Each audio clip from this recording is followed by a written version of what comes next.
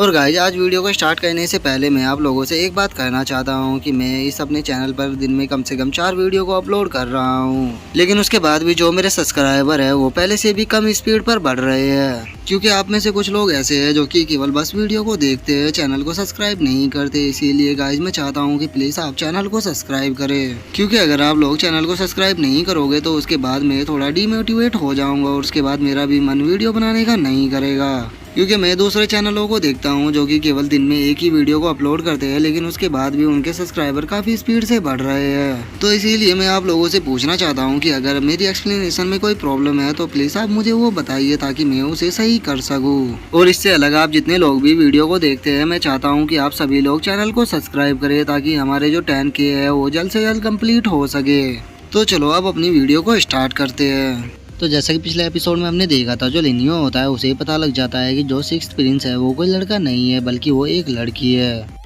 और अब लिनियो की इस बात को सुनकर जो सिक्स्थ प्रिंसेस होती है वो पीछे हट जाती है और वो अपनी एनर्जी को बाहर निकालते हुए लिनियो से बोलती है कि आखिर तुम कौन हो और तुम मेरे सीक्रेट को कैसे जानते हो। और इतना बोलकर जो सिक्स्थ प्रिंसेस होती है वो अपनी गोल्डन बॉडी को बाहर निकाल लेती है, जो देखकर अब जो लिनियो होता है वो अपने अटैक को बनाते हुए सिक्स्थ प्रिंसेस से बोलता है कि इस दुनिया के अंदर ऐसा कुछ नहीं है जो कि मैं ना जानता हूँ। और इतना बोलकर अब जो लिनियो होता है वो सिक्स प्रिंसेस की जो गोल्डन बॉडी होती है उसके ऊपर अटैक कर उसको वहीं पर ही खत्म कर देता है, जो देखकर जो सिक्स प्रिंसेस होती है वो बहुत ही ज्यादा शौक हो जाती है और वो शौक होते हुए बोलती है कि आखिर ऐसा पॉसिबल भी कैसे है। जो सुनकर अब जो लिनियो होता है वो सिक्स प्रिंसेस की तरफ देखते हुए उससे बोलता है कि ठीक है, अगर तुम्हें मेरी मदद की जरूरत नहीं है तो मैं बाकी के जो प्रिंस है उनकी मदद करने के लिए जा रहा हूँ। और वैसे भी मुझे नहीं लगता कि मेरी कैपेबिलिटी को देखकर कोई भी प्रिंस मुझे वहाँ पर मना करने वाला है। और वैसे भी मेरी जो मांगे है वो भी इतनी बड़ी नहीं है, तो तुम अगर अपना मैन बनकर रहना चाहती हो तो तुम यहाँ पर मैन बनकर प्रिटेंड करती रहो। और इतना बोलकर अब जो लिनियो होता है वो वहाँ से जाने लगता है, जो देखकर जो सिक्स प्रिंसेस होती है वो लिनियो को रोकते हुए उसे बोलती है कि प्लीज रुक जाओ,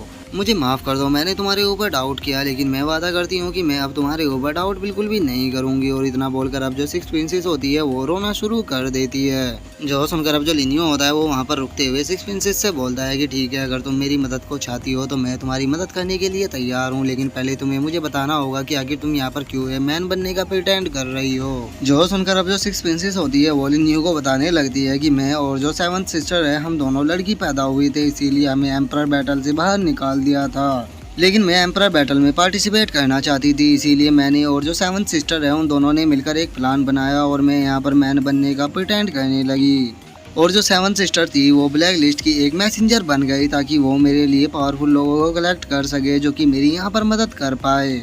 तो इसीलिए प्लीज़ मास्टर लिनियो मेरी यहाँ पर मदद कीजिए, क्योंकि अगर मैं इस कंपटीशन को हार गई तो उसके बाद कभी भी मैं अपनी रियल आइडेंटिटी को नहीं पा पाऊंगी। मैं हमेशा के लिए एक आदमी बनकर नहीं रहना चाहती, मैं अपनी रियल आइडेंटिटी में रहना चाहती हूँ, मैं एक लड़की बनकर रहना चाहती हूँ। जो सुनकर अब जो लिनियो होता है वो सिक्स प्रिंसेस के पास में आ जाता है और वो उसके कंधे पे हाथ रखते हुए उसे बोलता है कि तुम्हें चिंता करने की कोई भी जरूरत नहीं है, मैं तुम्हारा पूरा साथ दूंगा और मैं तुमसे वादा करता हूँ कि उस सीक्रेट रियलम के अंदर मेरे सामने कोई भी नहीं टिक पाएगा, तो तुम्हें टेंशन लेने की कोई भी ज़रूरत नहीं है।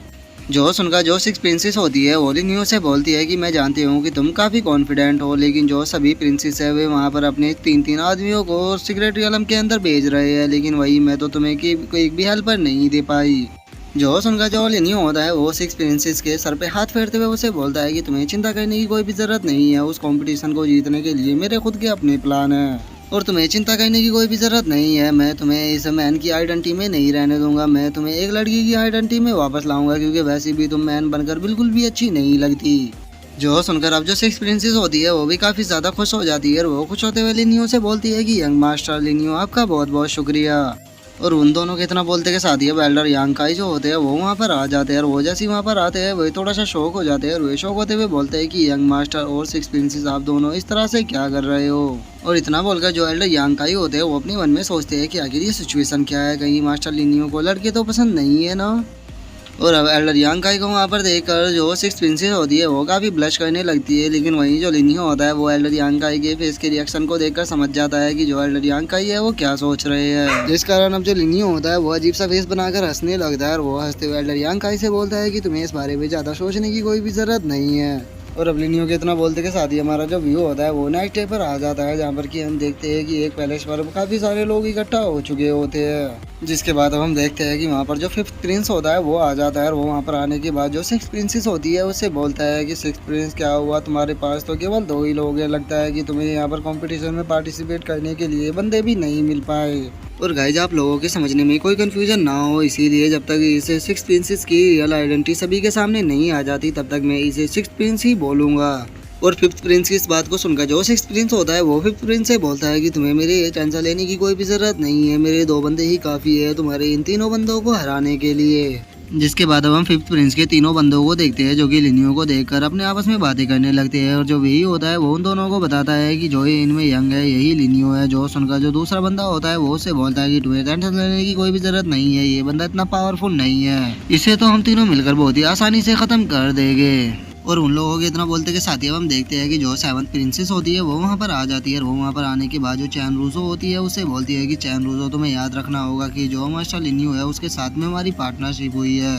तो इसीलिए सीक्रेट रियलम में जाने के बाद तुम्हें उसका साथ देना होगा। जो सुनकर जो चैन रूसो होती है वो भी ठीक है बोल देती है। जिसके बाद हम देखते हैं कि जो 4th प्रिंस होता है वो भी वहाँ पर आ जाता है, और उसके साथ में जो वन किंग होती है वो भी आई होती है। और अब जो 4th प्रिंस होता है वो वहाँ पर आते हुए बोलता है, मेरे साथियों मैं तुम तीनों को एक चीज़ बताना चाहता हूँ कि यहाँ पर जो 2nd, 3rd और 5th प्रिंस है ये हमारे अलाई है, लेकिन तुम्हें एक चीज़ का ध्यान रखना होगा कि चाहे ये हमारे अलाई ही क्यों ना हो, लेकिन उसके बाद भी तुम लोगों को अपना बेस्ट देना होगा ताकि तुम फर्स्ट प्लेस को पा सको। जो सुनकर अब जो ये तीनों होते हैं वो भी ठीक है बोल देते हैं। जो सुनकर जो 4th प्रिंस होता है वो बाकी के तीनों प्रिंसों से बोलता है कि ब्रदर्स मुझे प्लीज माफ कर देना, लेकिन मैं यहाँ पर हारने के लिए बिल्कुल भी नहीं आया। और अब 4th प्रिंस की इस बात को सुनकर जो 2nd प्रिंस होता है वो 3rd प्रिंस से बोलता है कि ब्रदर 3rd आप जानते हो कि जो 4th प्रिंस है वो काफी ज्यादा सेल्फिश है, तो इसीलिए अब हम दोनों को ही 5th प्रिंस का साथ देना होगा। और अब 2nd प्रिंस की इस बात को सुनकर जो 3rd प्रिंस होता है वो 2nd प्रिंस से बोलता है कि बिग ब्रदर आपको टेंशन लेने की कोई भी जरूरत नहीं है, मैं 4th प्रिंस की तरह बिल्कुल भी पागल नहीं हूँ, मैं यहाँ पर जो 5th ब्रदर है उनका साथ दूंगा।